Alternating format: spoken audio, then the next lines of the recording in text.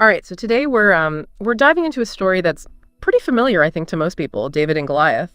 And you've sent over some really fascinating sources that go way beyond the surface level of this classic underdog story. So I'm excited to unpack this with you. Yeah, it's really interesting how this story, which seems so simple at first glance, is actually just, brimming with deeper meaning. Like the image of Goliath standing in the valley of Elah, it's not just about a physical confrontation, right? It's about this looming presence of, what feels like an insurmountable obstacle. It's true, yeah. It's so much more than just like a big, scary giant. There's something almost primal about it, isn't there? This fear of just being completely overshadowed. Precisely, yeah.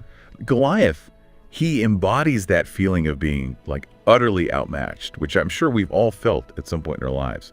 Think about a time when you were faced with a challenge that just made you feel small, insignificant.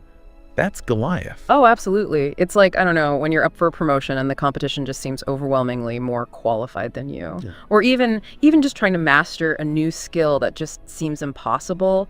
It's that feeling when you look at that mountain and you almost feel defeated before you even begin. Exactly. And that's where this story takes such an interesting turn. Because on the other side, we have David, this young shepherd, who seems, completely ill-equipped to face such a formidable opponent. Yet, all the sources really emphasize his unwavering faith.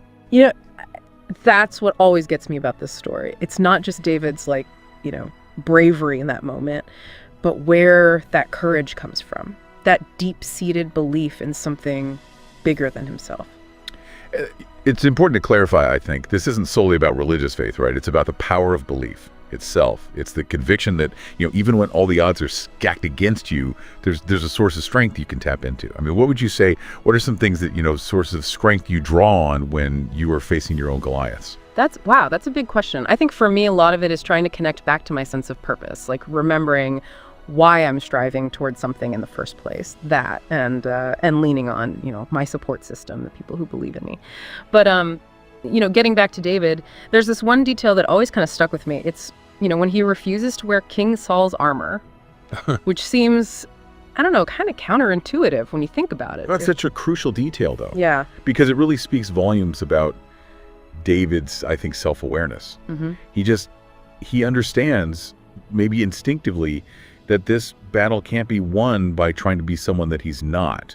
He has to be true to himself, even if it means facing a giant with, just a sling. So it's like sometimes the strongest weapon isn't the most obvious one, but the one that feels most authentic to us. Absolutely, yeah. It's about recognizing and embracing your own unique strengths, even if they don't initially seem like, all that impressive or particularly powerful. David's sling, in a way, it represents his experience, his skill, his, that connection to something larger than himself. And it takes guts, doesn't it, to face a challenge, with that kind of authenticity, to not give in to that pressure of trying to fit the mold, especially when, the stakes are so high. It's true. And the sources really highlight that weight, that pressure in this situation, right?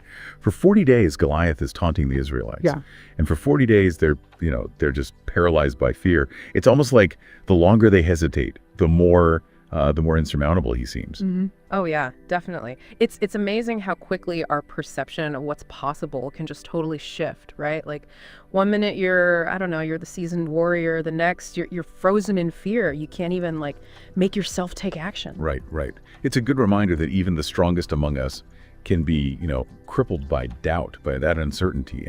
And the Goliath in our lives, it's not always a person, is it? Sometimes it's, it's a situation, a deadline, or even honestly just our own internal critic, just constantly chipping away at our confidence. Totally. And that's what makes it so interesting when, David shows up and he's not even supposed to be there, right? Yeah. He's just a young shepherd. He's there to bring supplies to his brothers. And then he sees Goliath and it's almost like something in him just clicks. Yeah.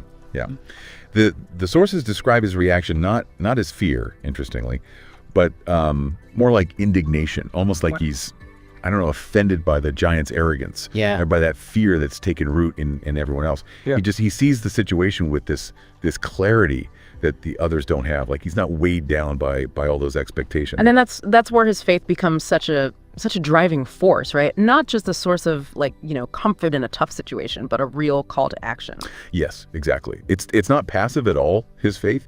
Yeah. It compels him to act even when everyone else, even King Saul thinks he's completely crazy for even considering, facing Goliath. It makes you wonder, though, like what we perceive as impossible. What if it's, I don't know, maybe it's not actually impossible. Maybe it's just unfamiliar. Like maybe our Goliath seems so insurmountable because we're so used to approaching these challenges, in a certain way. And then David comes along and he completely disrupts all of that. What a great point. Yeah. Because he does. He refuses to play by the rules, right? Literally and figuratively. He sheds that armor because it doesn't fit. It doesn't feel right. He understands, I think, like you said, maybe it's instinctual that true strength is really about authenticity. It's about wielding the tools that feel most true to you, to who you are. And so he steps onto that battlefield, the young shepherd, against a seasoned warrior, a giant, literally among men, with nothing but, a sling and 5 smooth stones. I mean, what a moment. It's the ultimate test, isn't it? Of faith, of skill, of unwavering self-belief. And it's interesting. The way the sources describe the actual battle, they really highlight his precision. Yeah. His calm focus. This isn't some lucky shot in the dark. It's years of practice, years of honing his craft. And it all kind of culminates in this one, pivotal moment. And then that stone, it hits its mark. And it's not just Goliath that falls, is it? It's almost like the entire framework of what everyone thought was possible it crumbles. The impossible suddenly is real. And the impact of that moment, I mean, it's seismic. Can you imagine being there, watching this young shepherd topple a giant? It's not just a victory for David, right? It's a victory for anyone who's ever felt underestimated, overlooked, outmatched. Yeah, for sure. It's this powerful reminder that sometimes, maybe even often, the greatest victories, they come from defying those expectations, from truly trusting in your own unique strengths, even when no one else does. Yeah. David's victory, it isn't just about defeating Goliath, is it? It's about something much, much bigger. I think that's right. Yeah. It's about the power of challenging the status quo. Yeah. It shows us that true strength can come from the most unexpected places, and that even things that seem impossible can be overcome with, courage, skill, and belief. It's true. It's like this reminder that we shouldn't let ourselves be defined by, other people's expectations or their limitations.